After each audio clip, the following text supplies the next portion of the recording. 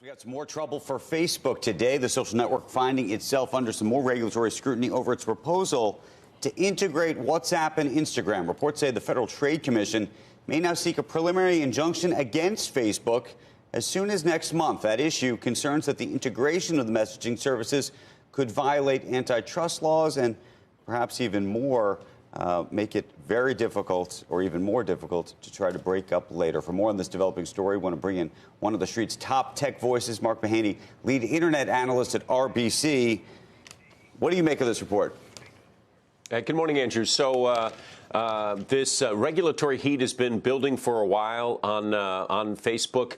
The company announced, Zuckerberg announced about 6 months ago that he wanted to make his services interoperable. That's WhatsApp, Instagram, Facebook Messenger. It hasn't been material because it hasn't occurred yet.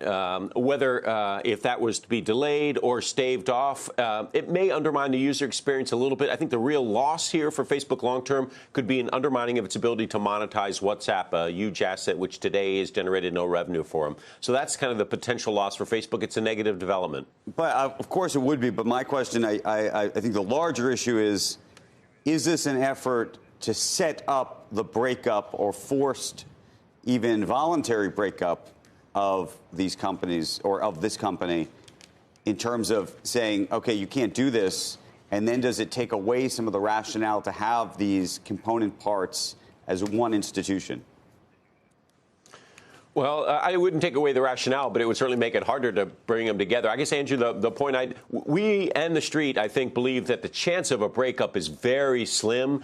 The chance that Facebook would actually be required to unwind acquisitions that it already got approval of 7 and 5 years ago, I think that's a very slim probability, slim possibility. But that's why it would be a negative surprise to the street if it were to pass. Something like that, however, would take years to work its way through the system. Right. No. The reason I'm asking you the question is not necessarily what I use the word voluntary, because once you get to a position, if you got to a position where the FTC says, no, you can't integrate these products, could you see a Mark Zuckerberg say, you know what, actually, then there's more value to be had in having these as independent entities, not under one umbrella?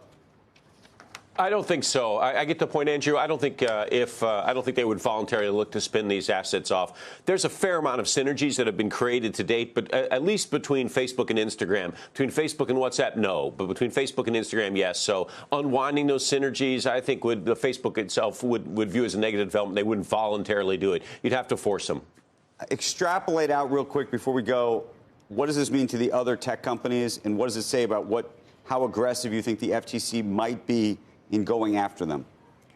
There are 4 or 5 names in tech that are under the regulatory spotlight: Facebook, Amazon, Google, Apple, and Microsoft. So if the FTC is willing to do this with Facebook, with assets that have already been approved and purchased, it probably would put a lot of pressure on these companies to not do any major acquisitions going forward. So, but what's vulnerable?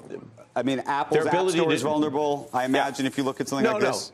What? No. Andrew, step back. I think it would be their ability of these companies to do large-scale acquisitions going forwards. I think any acquisition they would consider in the future, they'd have to think about the risk of that being unwinded several years down the road. I think that's what it would be. It would be a chilling impact on future M&A. Small deals as well?